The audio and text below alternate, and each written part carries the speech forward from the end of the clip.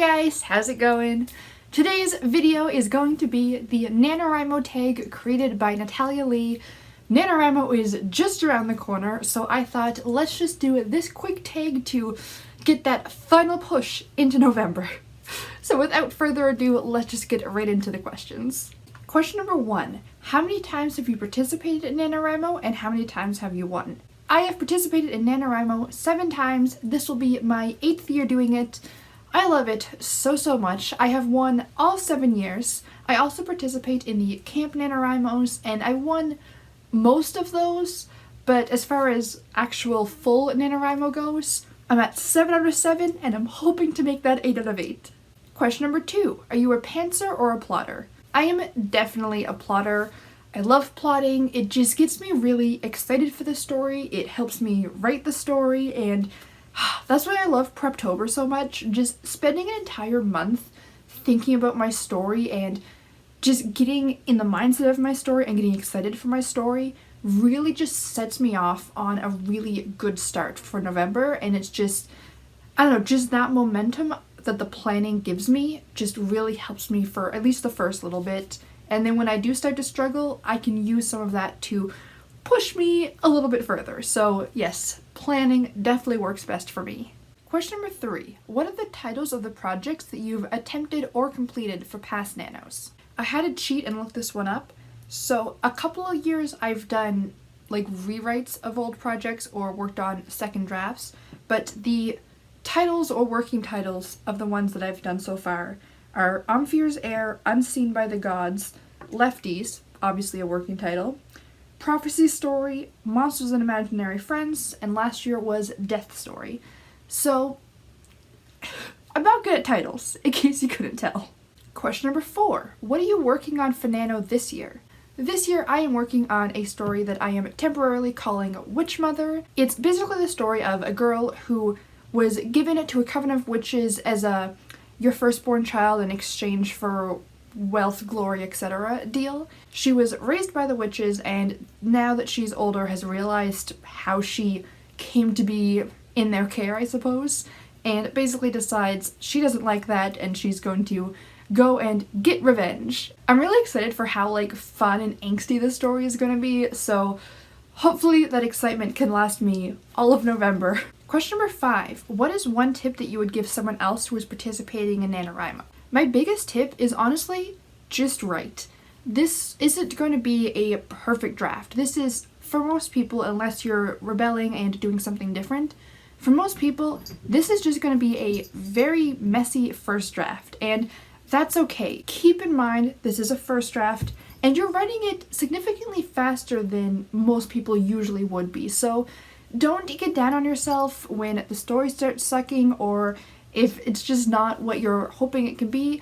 Just write, just get those words on the page. If your story's going in a direction you don't like and you don't know how to fix it, just start somewhere else or kind of push it back on track and go from there. Worry about this part later. Just write and do your best. And also kind of going along with that, attend as many write-ins as you can because they are the best. This could be in-person write-ins, which I don't have too much experience with because my region hasn't had an ML for the last couple years and there's just not much of a local writing community. Every year, at least once or twice, I do meet up with my real-life writing buddy and we have some like writing nights.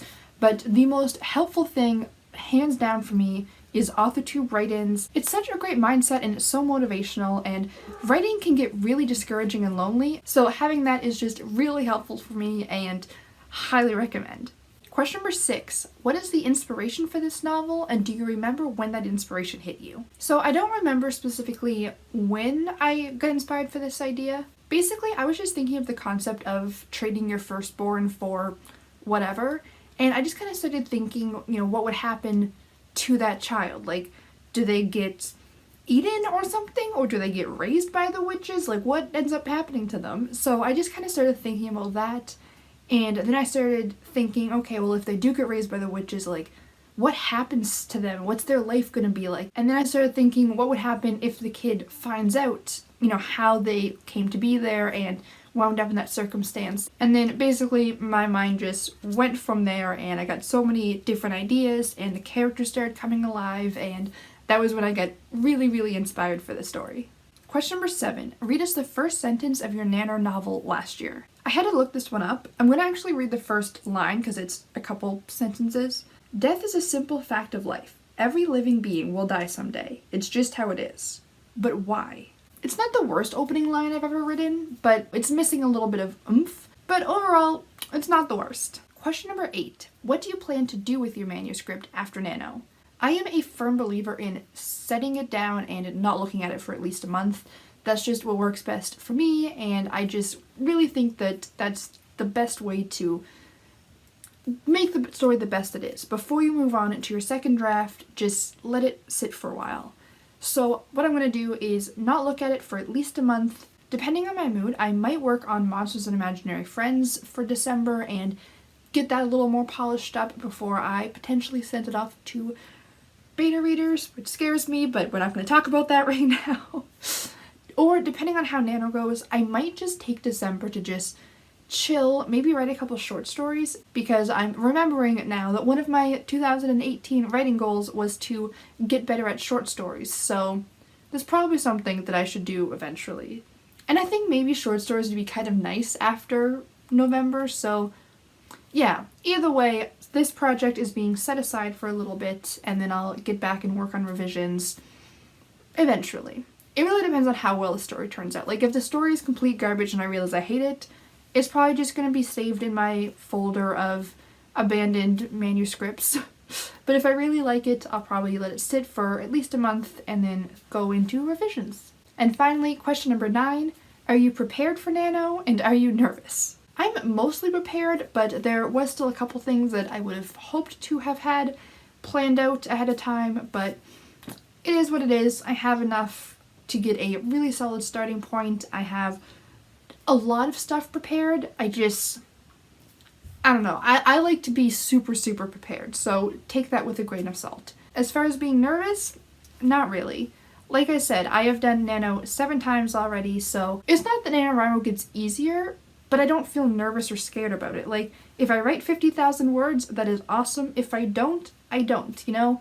Obviously, because I've won every other year, I do put a little bit more pressure on myself because, I don't know, I know that I can do it. But NaNo is all about just writing, and even if you don't write 50,000 words, anything you wrote is words that you didn't have before. And going in with that mindset, and NaNo is just, it's fun. It's a fun challenge. It's stressful sometimes, but it's the fun kind of stress, you know?